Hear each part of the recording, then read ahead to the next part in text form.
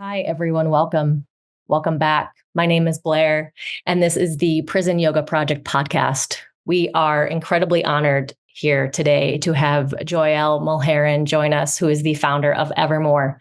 I want to do a formal introduction of Joelle. I'm going to lead us in a little bit of a centering opportunity, and then I'm so excited to invite our guest in to talk to us today. Joelle Mulherin is a public policy expert with over 25 years of experience dedicated to bringing national attention to the profound effects of bereavement. Her mission became deeply personal after the heartbreaking loss of her infant daughter and father. In 2013, she transitioned from her role as Chief Strategy Officer at Partnership for a Healthier America to focus on understanding and addressing grief in America. This journey led her to found Evermore, a nonprofit organization committed to improving the lives of grieving children and families and confronting the systemic challenges they face. Joelle holds degrees in biochemistry and English from Virginia Tech and a master's in biotechnology from Johns Hopkins University. The warmest welcome, Joelle. Thank you so much for being here. Thank you for having me. That's really sweet. Thank you. Nice to meet everybody remotely. And I was thinking of how I wanted to center us today. And I know that it might bring up feelings or pieces, but I wanted to have us connect to nonlinear time or circular time as an opportunity to connect with loved ones, maybe that have passed, maybe loved ones that are in different realms. And there's a few ways that we can do this. But if you're sitting, feel free to join us. If you're standing or prefer to do the standing, you're also welcome to do that. Maybe your feet are planted firmly on the ground, a tall seat in your chair. Eyes can be opened or closed. And the first thing we're going to do is just connect to the natural rhythm of our breath.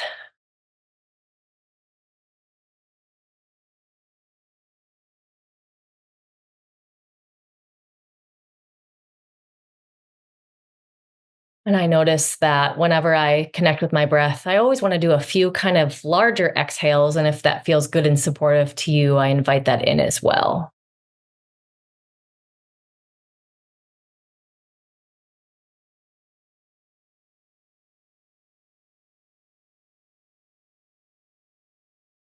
As we stand or sit with our feet firmly planted on the ground, let's connect with our solar plexus, the area of the gut, the belly, the navel. Maybe there's a glowing sun in this space that holds our identity. It holds our values, holds our experiences. And the energy, the warmth, the power of this sun is directed in many ways.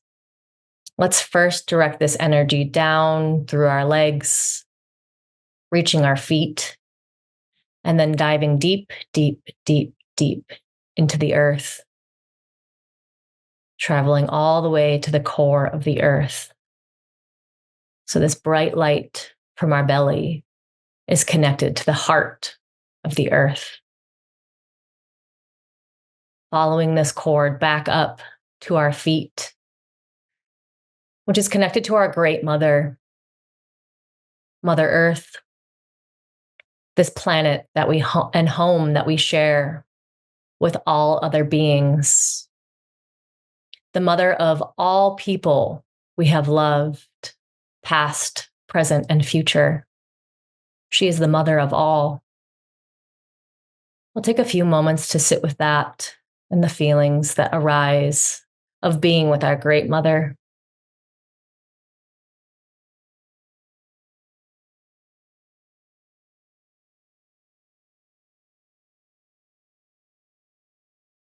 Allowing that cord, that warm light to arrive back into the solar plexus. And then we're going to go up, bringing this warm light up through the heart, the throat, the third eye, the crown chakra, shooting all the way up to the sun. Our cosmic father, the space holder, the sun that grows our food, that nourishes us, the sun that brings us joy, the sun that unites us, the light that unites us. Pulling that energy back down from the sun through the crown, the third eye, the throat, the heart, back into our core. And we'll finish this practice with 3 breaths on our own time.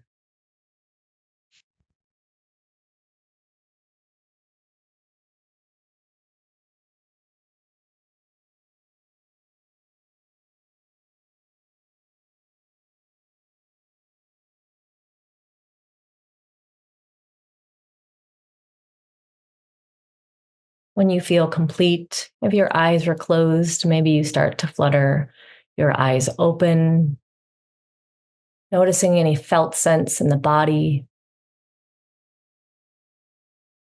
orienting once again to the space around you, noticing a few things you can see, something you can smell, 2 things you can touch.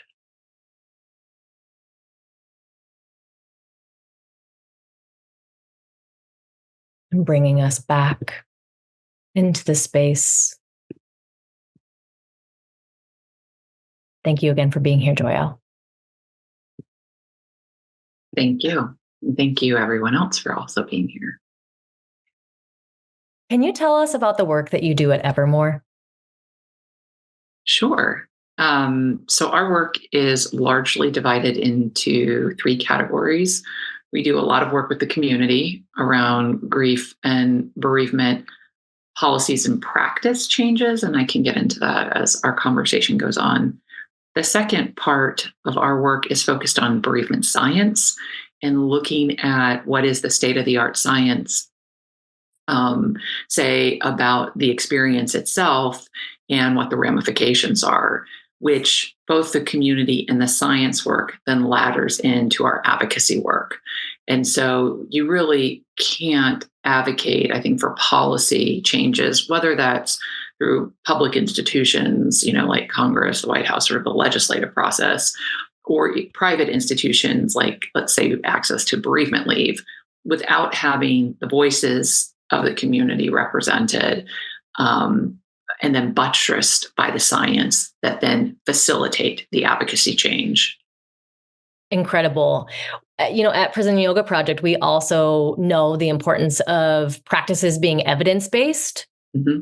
That's what the system wants to hear. It's what they want to see. They want to see the data. They want to see it proved.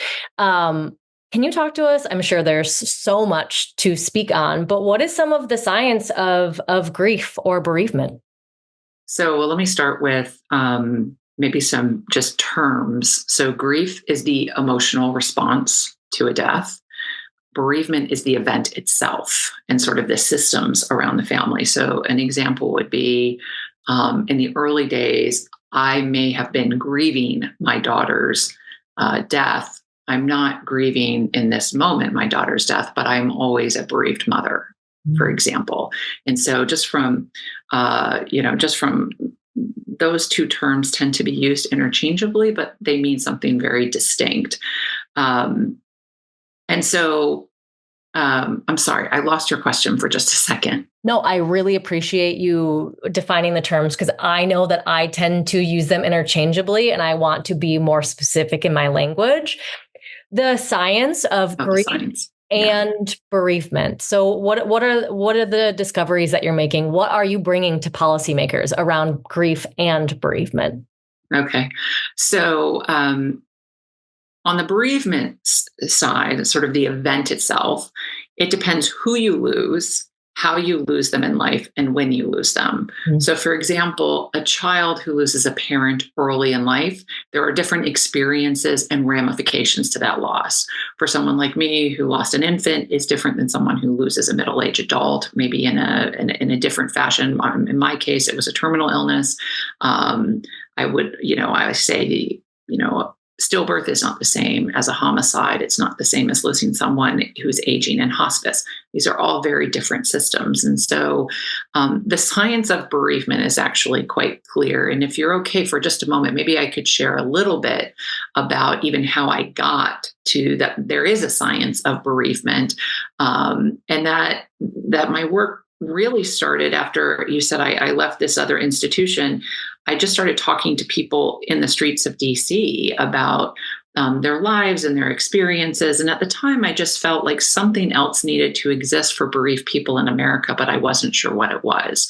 And what became very evident to me over time and through these personal experiences that I was having with people in their churches and synagogues and food pantries and police stations and therapy-based centers and so forth, was that when people were experiencing a death, it became this moment in time, this inflection point that began to shift all of these other things sort of in its wake. And so, because I'm a scientist by training, while I was talking to these individuals, I was also reading the science of bereavement. And I started sort of putting together the personal story with the science itself. And that's when I started to marry that this wasn't simply that someone is sad or experiencing sorrow. This was, again, this sort of tipping point for individuals, and it was propelling them into other public emergencies or public crises. So, for example, bereaved children, they're at risk of increased academic failings, dropping out of school, substance misuse, both drugs and alcohol, incarceration, suicide attempts, suicide itself, premature death, psychiatric disorders, a whole host of things.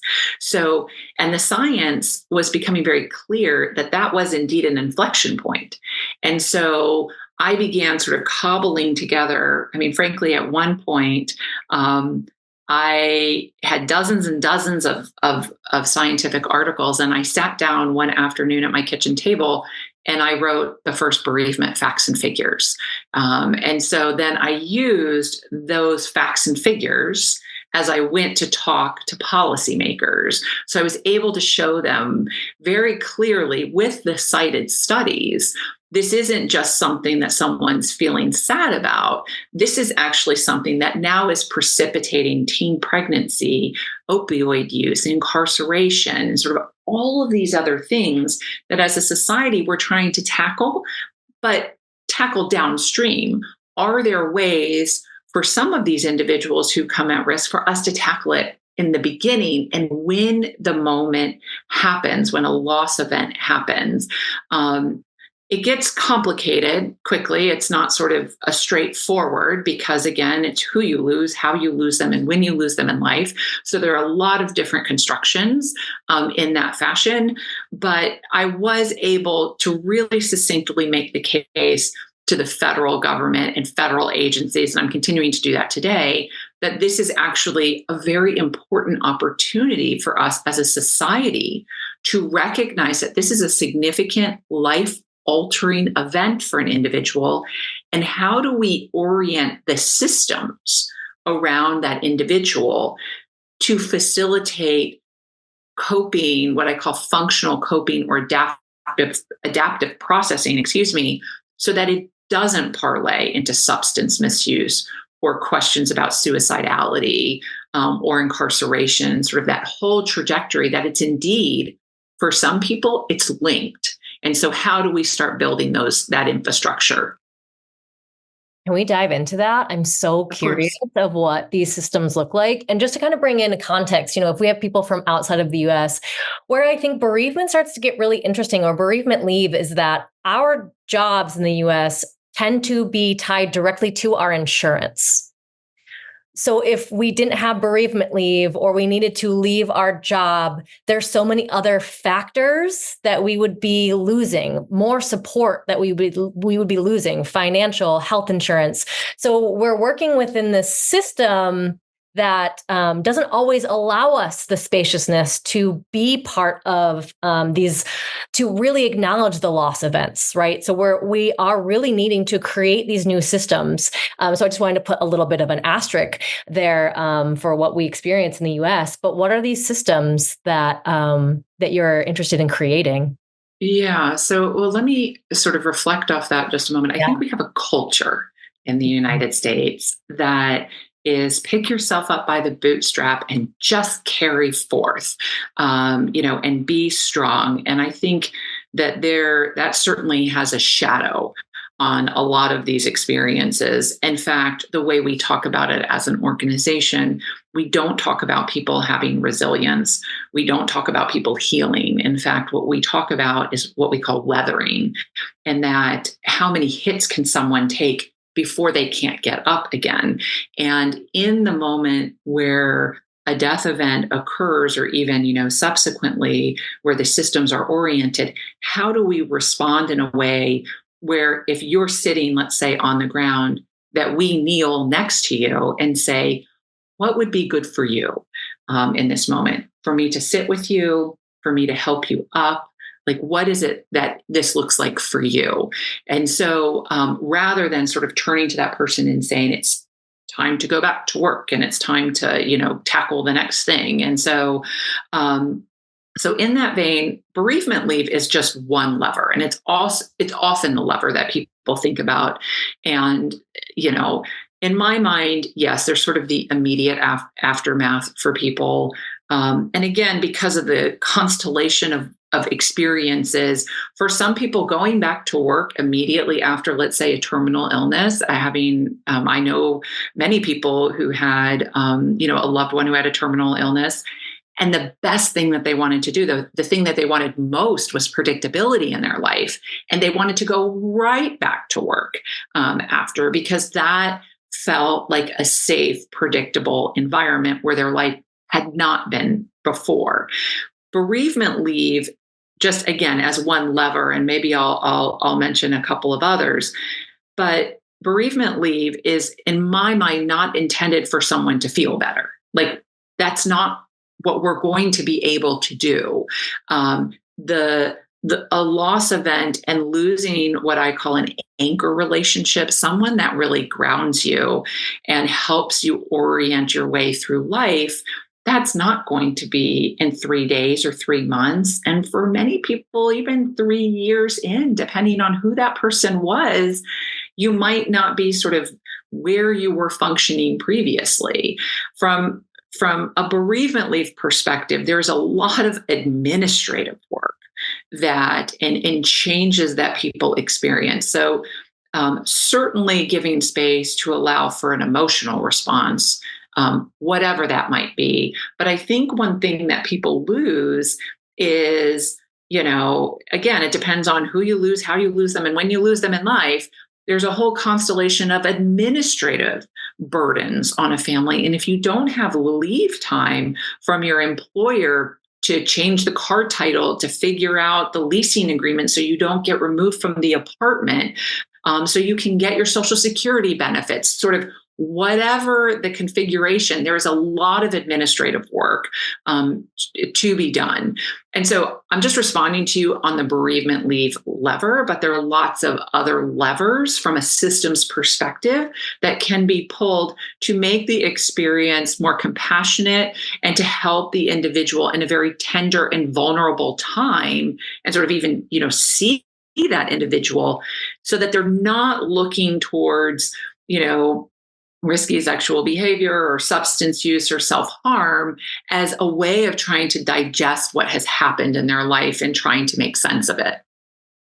And let's keep diving in. These are such important points. And what I really love that Evermore is doing is that you are informing policy to create these new systems, to acknowledge our humanness. So what are kind of these other levels of bereavement that you're working towards?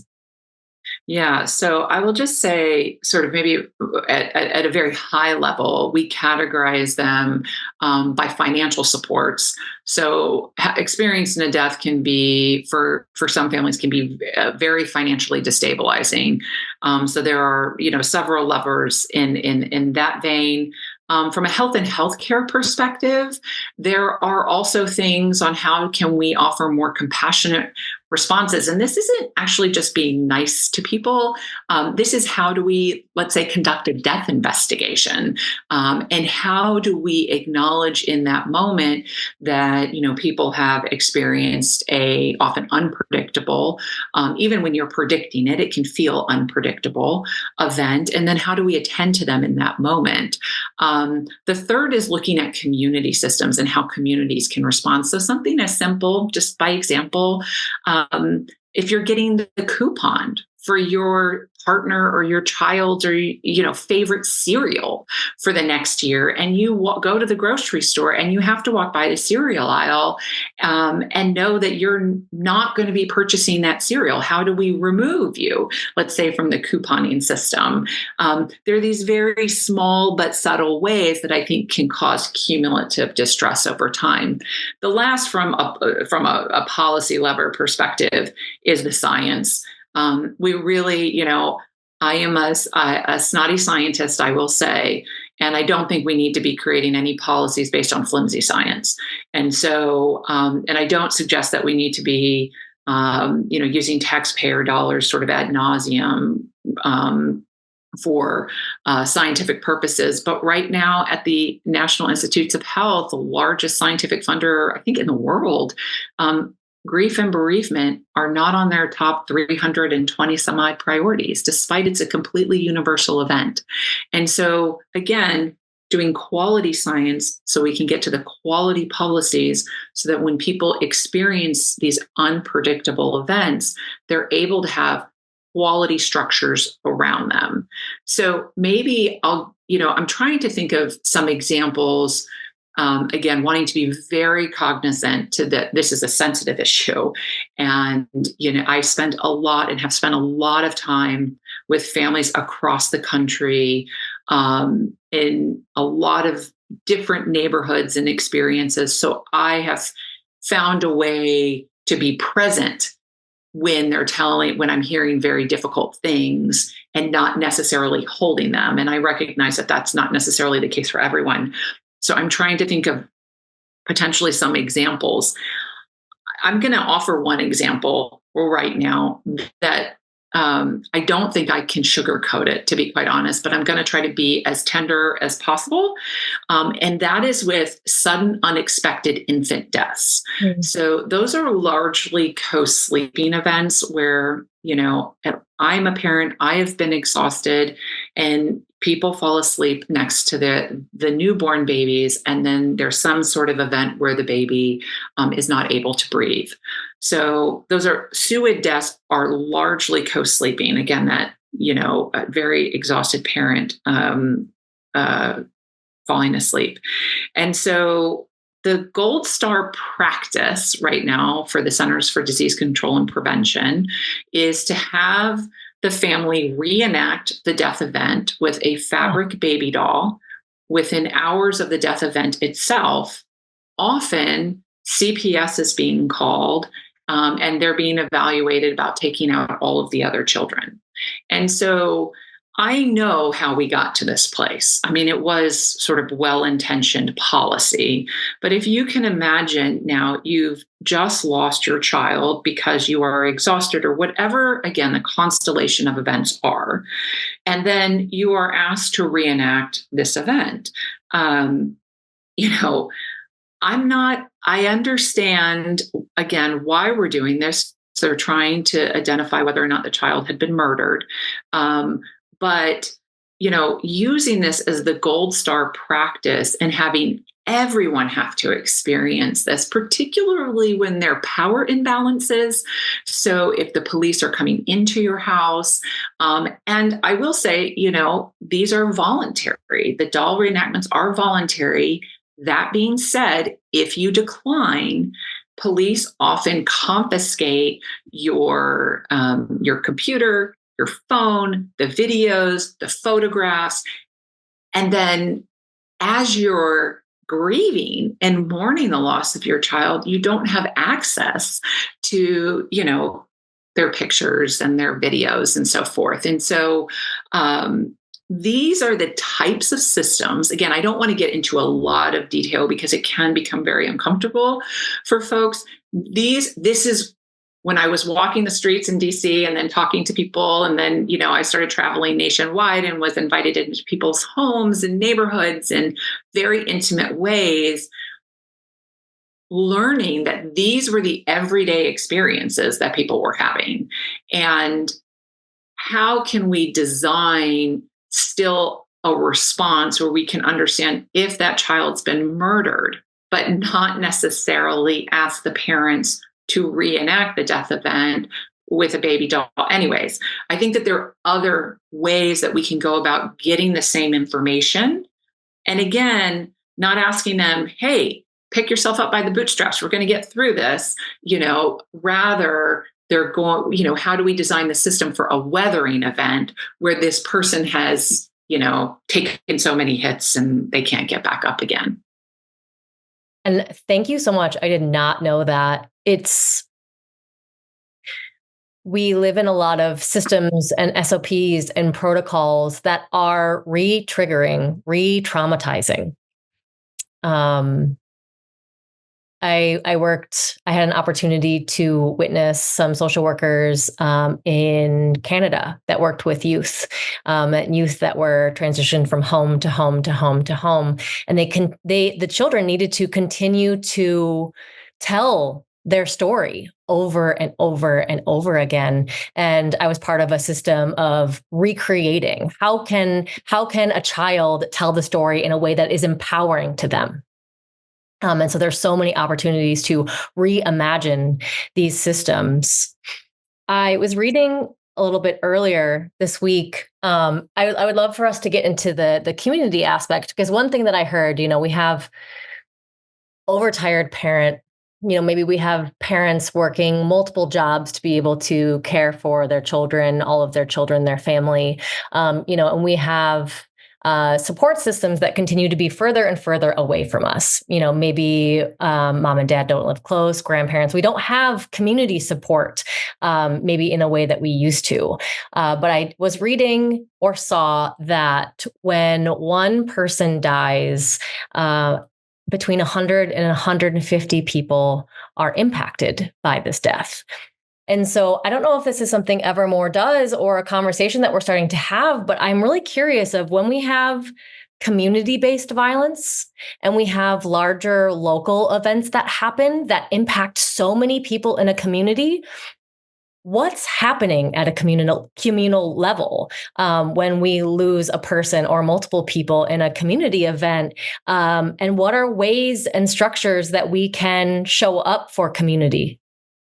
Sure. So a couple of responses to that. So first, what you're referring to in the 100, 125 is what's called the multiplier effect. And so for every one death, multiple people are impacted. Now, our relationships with any individual are unique.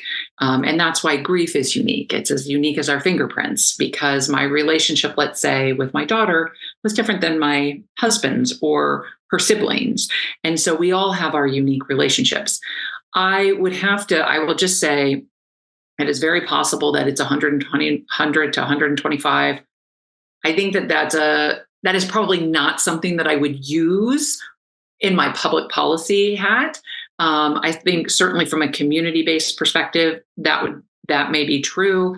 But just again, sort of being the scientist in me, sort of being very discriminating about where we move things into sort of like a public policy realm. From a community-based response, in my experience, showing up for people. And what does that mean then, Joyelle? It is to show up as a person, not as a text, not as an email. And frankly, at least for me, it wasn't showing up with a casserole and then, never coming back again. It's showing up for someone in a consistent and predictable way over a long period of time. So, for example, and I'm going to draw from other stories, from my work. There, are people who may not be responsive in the beginning, but they have received a letter, let's say a weekly letter from a colleague or a neighbor that was just left at their doorstep for months. And by the third or fourth month in, they knew on a Tuesday that they were likely to receive a little letter from their neighbor. And then on that Tuesday, when they happened to be home, they invited that neighbor in for tea. And that neighbor who was leaving the letter didn't know this, but by leaving that token of, I see you, I know that this is going to continue to be difficult after the funeral and after everyone else sort of goes away. And I'm going to still continue to be here in that very consistent, predictable fashion tends to be a very helpful response. I also, say sort of leaning in and listening and learning about the person that they lost and how they shaped their lives. And so the community-based response, I'm sort of extrapolating a little bit from your observation, is really to be present. And there are so many things in our society that are pulling us away from being present, and not just our smartphones or AI and sort of the draw for technology, but even, football games, our television screens. It's sort of baked into our culture. So, not using those modalities, if you will, and going back to, the welcome wagon, if you will, community welcome wagon, where you knock on someone's door and check into them again I suggest on a predictable and frequent fashion, because again, many death events, even if in hospice, for example, it may be coming, it's still unpredictable. And so it tends to be helpful for an individual to have some level of predictability and control and knowing when you might come or when that note might come.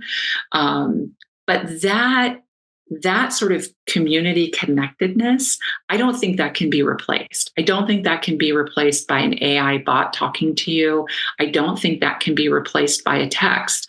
I think showing up for someone, listening, if they're open to a hug, they're open to a walk, being together in solidarity, that's what's transformative. And that is what is supportive. Thank you. I know, how I actually found Evermore, and I would love for you to be able to put the concise words to this percentage or this impact. I was watching an interview that you did, and I was profoundly moved. And it was talking about incarcerated or system impacted teens. And I think the number was 90%. So 90% of teens that have become system impacted within a month before they were incarcerated, they experienced a death event. Will you refine the way that I said this and think about it more? Thank you. Yeah, of course. So, yes, it's upwards of 80 to 90% of incarcerated youth experienced a death event just prior to being incarcerated. There's a little bit of a window on sort of what those time horizons are sort of on either side. I don't think that's the point in my mind. Here is one of those times where I spent so much time in community that, you listen to all of these different stories. It's kind of like stargazing. Every story is a star. And then over time, you see so many stars, or for me, listening to so many stories, I'm starting to build constellations and understand, it's not just because you weren't just incarcerated because you were, something else had happened in your personal life. It all started laddering back for many of these sort of, again, inflection points for people. That's someone that they lost, again, an anchor relationship. And that's the term I usually use because families and connections are built in many ways, and not just traditional family, including for youth who are incarcerated. It could be other important anchor relationships in their life that they lose that then poise terrific vulnerability in the aftermath. And so one of the things that I would say in different neighborhoods for folks is bereavement is a driver of juvenile incarceration. And in some neighborhoods, I would get, no kidding, Joy out. This is not news. But if you go and you say that in other venues like Capitol Hill or other policymaking institutions, they say, holy smokes, I never even put that together. And so even if you are to look at the science around youth incarceration, it's one of those things, sort of the analogy that I use in science is it's kind of like a cusp of the wave. We can have really strong, robust science at the base of that wave. And there's some very good demography data and other data that we can draw on some of the things that I've shared earlier. The incarceration is more kind of at the tip where we're starting to see a lot more droplets align, making the case of like, okay, this is a part of the wave we really need to focus on. And so if we can intervene at the moment, at the death event moment for that person who is at risk of being incarcerated, we may be able to stem this entire trajectory. And I think that that's such an important inflection point, again, because now we know. And so one of the other things that I talk about to different decision makers, if you were to make the case, so I cut my teeth on tobacco, and then I worked on obesity for a long time, sort of as public health initiatives in the United States. So bereavement, unlike obesity, which very simply put, is an accrual of too many calories over time that lead to overweight, or tobacco, which is a series of exposures that lead to a habit. Here you have a defined event. We know in this moment. We don't know in obesity we know it's a series of things. We know in tobacco, it's usually a series of exposures. But with the death itself and the death exposure, it is in that moment that as a system, we can begin responding. How is the death scene conducted? Are those kiddos attended to by quality practitioners? So right now in the United States, there are no credentialing standards for grief therapists.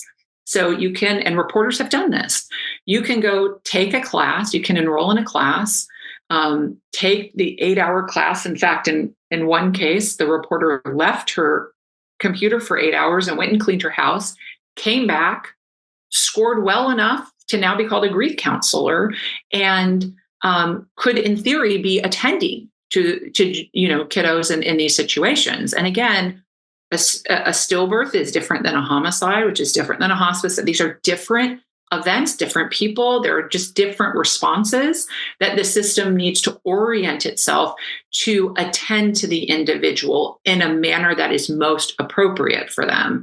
And so, anyways, that is sort of the incarceration, the grief therapist credentialing, or some sort of quality benchmark, so that we know that who you're paying services to, for example, has met some sort of examination, or there's been some filtering. So just not an open class where anyone can sort of take it. Because again, people are very sensitive in these times, and we need to have the appropriate and sensitive responses. The other thing I'm just going to mention here quickly, there is some data now that's beginning to indicate that when there is a community-based homicide event, that teen pregnancy goes up. Now, to me, from spending a lot of time in different communities, that's not surprising, because when I'm talking to people, there is this, am I valued? This happened again. It could be me next. I mean, it's a very logical, in my mind, sort of, and I think I too, if I were in that situation, would also sort of have that calculus. Do I matter? Does this matter? And so teen pregnancy goes up because of this sort of constellation of thinking. And maybe I won't even use protection, or, whatever, again, the circumstances might be for them. So is there an opportunity to invest in a deeper pregnancy prevention response when a community event happens, not just from the trajectory of incarceration, but anyways, there's a lot of other sort of, ripple effects that are a result of like a community tragedy, like the one that you were just in your example. Thank you. I know when we spoke before too, you had mentioned a lot of the work and the focus is on marginalized community for your grief and bereavement research and work. Will you talk about how grief and bereavement impacts marginalized communities potentially differently? Well, sure. I mean, I guess what I would say is it's in some ways it's like everything else. When there's a system that's built around you for you not to be able to succeed, now we're just sort of compounding the hardships for individuals. So let me give you an example. And this is a policy example that most people don't realize. So right now in the United States, sort of by the best sort of estimates, population estimates, we know that there are about 2.2 to 2.4 million children who have lost a parent in the US. And so often, when you and I work, for example, one of the things we pay for automatically out of our paycheck is Social Security benefits. And so that money goes and sits at Social Security so that at some point, either when we retire or when we die, those benefits are conferred back to the family. So right now, we know that more than 50%, or an estimated 50 to a little above 50%, so the majority of parentally bereaved children in the United States are not receiving their Social Security benefits. That is I think that's egregious, quite frankly. That tends to be the second most generous federal benefit there is available for children and families in the United States. So the average benefit is about $13,000 a year as of right now. If we were to, let's say, half that number of the parentally bereaved orphans in America and multiply it by the $13,000 a year, that's about $15 billion. And so it's an enormous amount of money that the Social Security Administration has in their coffers that is supposed to be going back to the families. And so, recently, in working with communities, right now I'm working with several communities across the United States with individuals in various communities in various states, where we're beginning to knock on the doors of the federal institutions and government institutions in their state to say, hey, did you know this benefit even existed? And how can we help connect you with the Social Security Administration so we can identify who these children are and ensure their benefits are conferred? And so here comes back bereavement leave. Let's say that you are someone who is working those multiple jobs and you don't have access to bereavement leave, so you could lose your job if you don't show up. And yet maybe you are now the guardian of a child who could potentially have access to the Social Security benefit if you can even answer all of the questions that the Social Security Administration requires for you to be eligible for that benefit. That form is not available online. So now that person can not only take time for their job, they have to find a way to either make a phone call or make an appointment with the Social Security Administration in person to even begin the process of understanding what they need to do in order to be conferred those benefits, which, just as a reminder, is the second most generous benefit the federal government has for children and families. And so how part of our work is, again, not just listening to communities and learning from communities, and then creating the constellations of stories and sort of putting it all together, that this is actually not just a personal tragedy. This is all connected.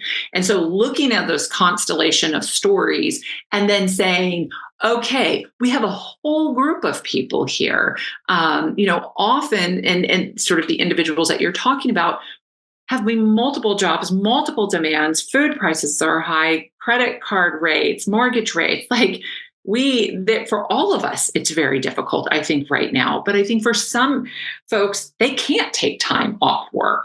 I'll give you one quick example. I'm not going to name the institution, but they have a bereavement leave policy for their university faculty.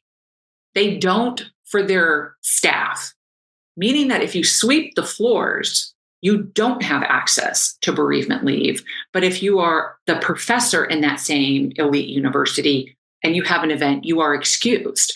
And so these are the systems we have. And bereavement itself, again, it's a complicated issue. In fact, having had two teenagers, I often say it looks like a teenager's dirty room.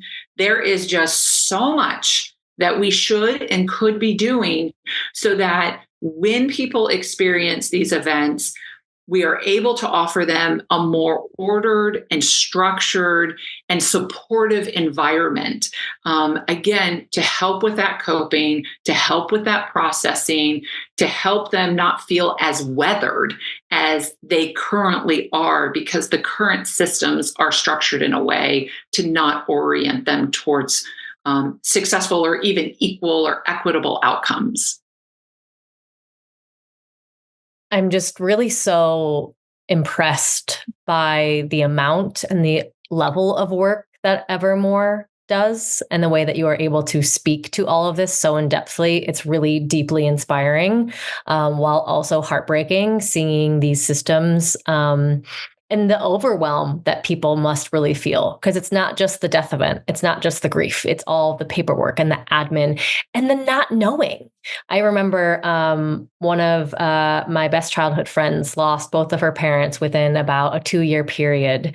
And she's young, as we are, to lose parents, but to be the person that is the power of attorney and to navigate all of these systems and benefits and medicine and all of these different pieces, and then the house, and like if the parent was sick, not knowing where the paperwork is, like all of these physical things on top of the mental, emotional, spiritual, familial aspects. It is really just so much. So to know that there are people advocating and supporting is just really incredible. So I just wanted to say that. Well, you're very kind. Thank you. This is not what I thought I would be doing with my life, but anyways, thank you.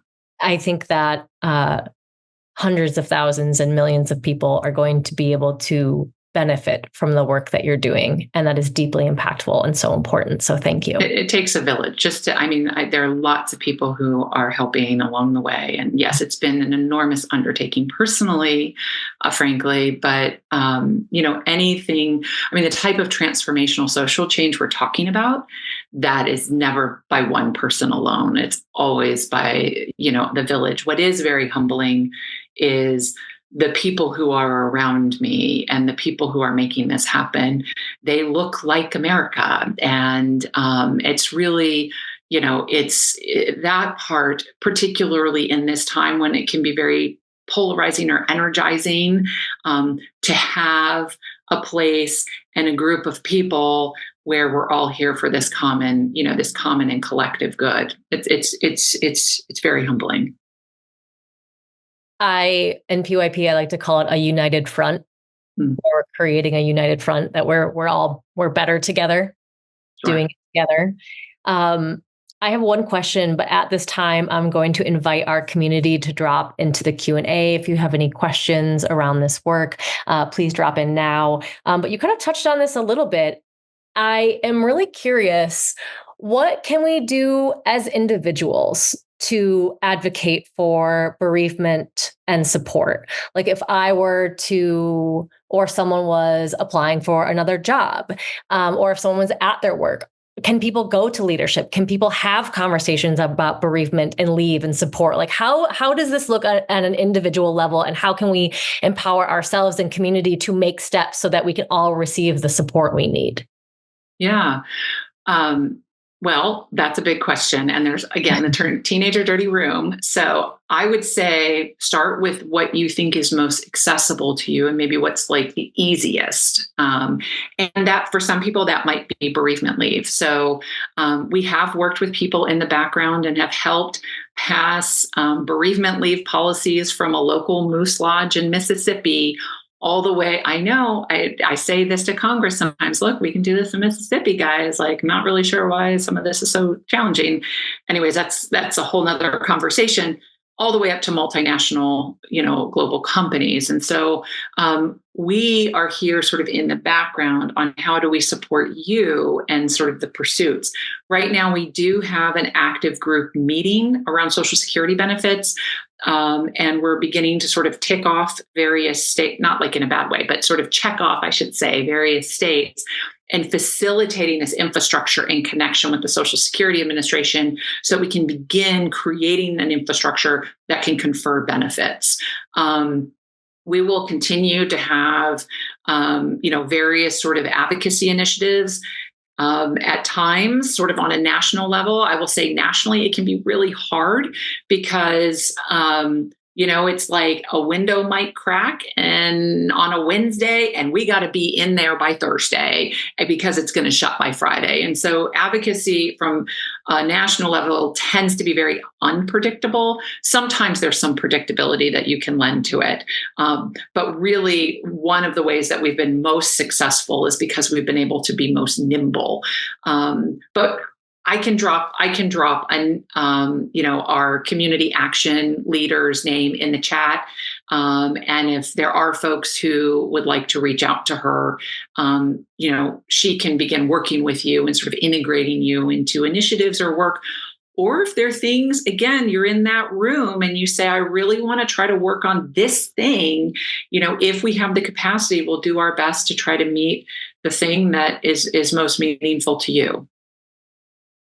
If I could just add one quick thing though to that, what I will raise an eyebrow at, because sometimes people will come to us and say they really want to work on this one very small facet of things just for a group of people. Mm-hmm. And, right now we could create a movement that does not look like America, right? We could set a table for largely people who, look like me, a white woman, and sort of start creating those systems responses. That's not where we are. So we are not here to sort of do sort of small micro, pulling people out. Someone has a worse event than this person has a worse event. We are working with communities as a whole. And so we're not, that's just sort of the one caveat. We're not looking to segment or categorize various groups at this juncture. Thank you. And I love that Evermore works with both communities and at a policy level. So what if someone in our community or listening now or in the future wanted to get involved at a policy or a state or federal level? Is that something that we can do with Evermore? Is that something that you would? Yeah. What does that look like? Yeah, absolutely. That's getting connected to our director of community action. And then she often is taking, the first meeting and then folding people in to the various initiatives and things that we have underway. So I'm happy. I will drop her name in the chat here and her email, and folks can reach out. There's also, I will actually add, I'm just thinking about some of, we have an advocacy sign up. And I actually think that that's probably the best, because from an advocacy perspective, I'm going to drop that link in the chat and here in just a second. We tend to ask for a little bit more on the advocacy side because it can be so localized when you're doing the congressional work. Understanding who your U.S. representative is helpful for us to then understand their spheres of authority. And so anyway, So what I've just dropped in here is our advocacy sign up, and I'll also drop in our general newsletter sign up. That is the primary way that we talk about our work to the community at large. And so any sort of updates, whether it's Social Security, whether it's poetry events, whether it's a whole constellation. We have a large benefit that we're super excited about coming up in Austin, Texas in November. That is where you're going to hear the lion's share of the work of the organization is through the community newsletter. Okay, thank you. I am going to drop these links. So if you are listening to the podcast, you'll be able to access these links. And the website is evermore.org. And then we have Advocate With Us and the community newsletter. Thank you so much. I know that people will be really looking forward to connecting with your organization. That's wonderful. Thank you. Yeah. And we do have some questions coming in, which is really great. An attendee says, really appreciate this discussion and the work that you are doing. Do you have a resource for an introduction to bereavement science? I sure do. I have a facts and figures that I wrote at my kitchen table, and I can drop that into the chat right now, and it'll get you started. Great. Thank you. I'll make sure to include that link as well. And everyone that is still in the room, you're welcome to drop your questions into the chat. Someone also says, thank you for this incredibly important information. I volunteered recently with bereavement camp for young people called Courageous Kids. Curious if anyone has heard of this wonderful organization. I hope it grows as it is with alignment with the ideas and solutions discussed. Beautiful, Courageous Kids. I was a camp counselor for children who had survived cancer. And what just a beautiful community to be able to serve and to see the kids over and over year after year, and more trigger warnings. Also, then you had a community of support when maybe a child did have cancer again and did end up passing, but just a really beautiful opportunity to weave family through shared experiences. I'm a big camp person. I love camp. I love everything about camp. I think it's always an incredible opportunity for people to get involved in camps. And if I could just add, there are amazing community groups throughout the country. And so, doing this stuff, again, showing up for people when they need it. And so we're not necessarily in that vein. We're sort of, trying to provide greater infrastructure for people.